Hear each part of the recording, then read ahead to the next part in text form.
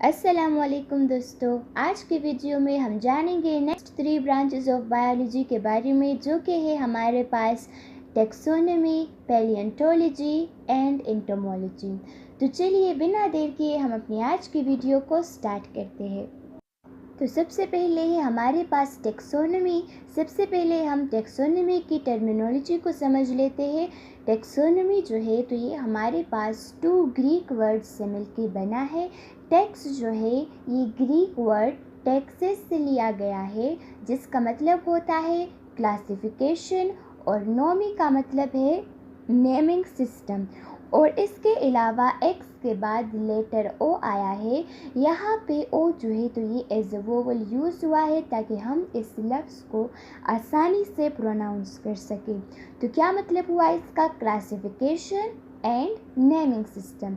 तो टेक्सोनमी की डेफिनेशन इस तरह से करेंगे कि the branch of biology in which we study about the classification system of organisms along with their scientific naming।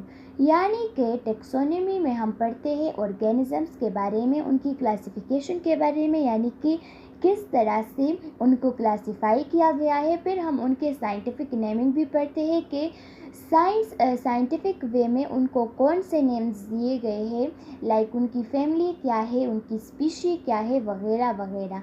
For example हमारे पास फ्रॉग का साइंटिफिक नेम है राना टिग्रिना। राना जो है तो इसका मतलब होता है फ्रॉग, और टिग्रिना जो है तो ये फ्रॉग की फैमिली को आइडेंटिफाई करता है, यानी फ्रॉग की फैमिली जो है वो टिग्रिना है और राना मतलब फ्रॉग, तो इसीलिए हम फ्रॉग को राना टिग्रिना भी कह सकते हैं। इसके बाद नेक्स्ट ब्रांच ऑफ बायोलॉजी है हमारे पास पैलियोंटोलॉजी। पैलियोंटोलॉजी जो है ये 3 ग्रीक वर्ड से मिलके बना है। एक है पेली।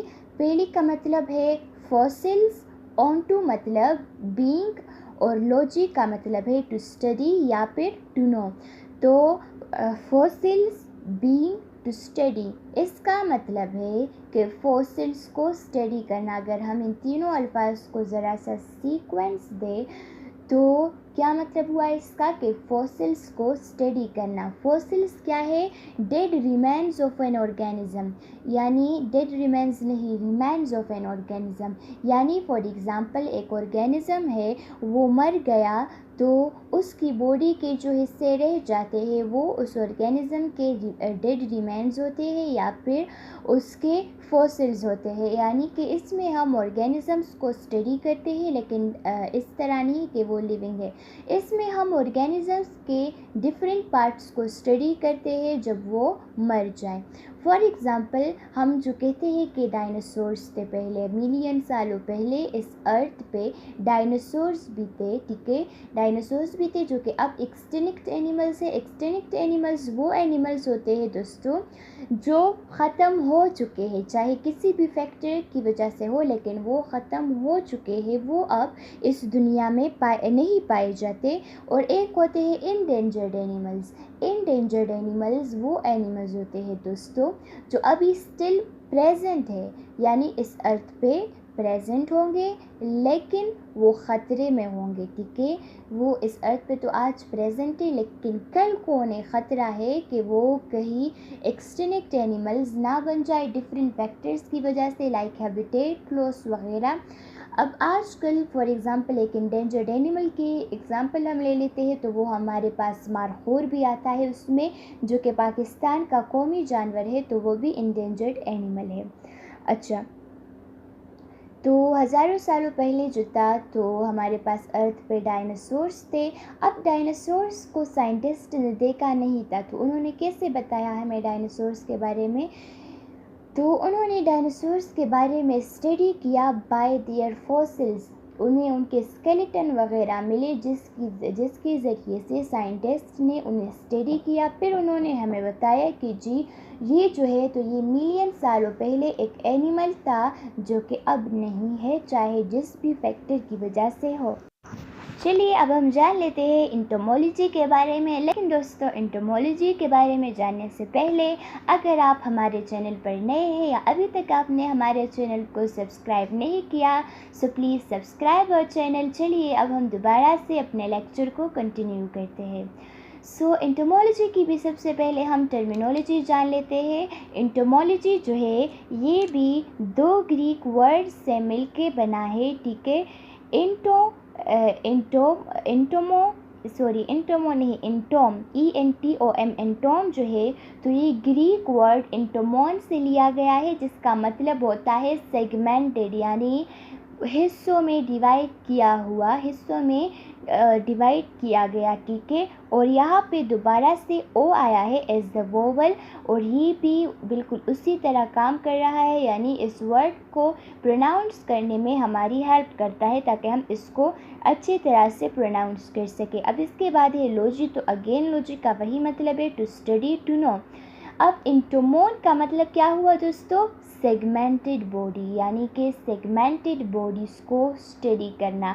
अब सेगमेंटेड बॉडीज़ किन ऑर्गेनिजम्स की होती है? वो होती है इंसेक्ट्स की, यानी कि एंटोमोलॉजी का डेफिनेशन हम इस तरह लिखेंगे, the study of insects is known as entomology. Entomology में हम इंसेक्ट्स के बारे में पढ़ते हैं, उनके स्ट्रक्चर के बारे में, उनकी लाइफ फंक्शंस के बारे में, या वो कैसे रहते हैं, ये सब कुछ हम पढ़ते हैं एंटोमोलॉजी के बारे में। और जो हमारे पास इंसेक्ट्स है तो वो बहुत ज़्यादा यानी वो बहुत ज़्यादा अमाउंट में पाए जाते हैं। अब हम थोड़ा सा इंसेक्ट्स के बारे में ज़रा जान लेते हैं। तो इंसेक्ट्स जो है इनके मेनली 3 ऑर्गन्स होती है, हेड, थोरैक्स एंड एब्डोमेन। इनकी जो डाइजेशन होती है तो उसमें ओनली 3 पार्ट्स इन्वॉल्व होते हैं।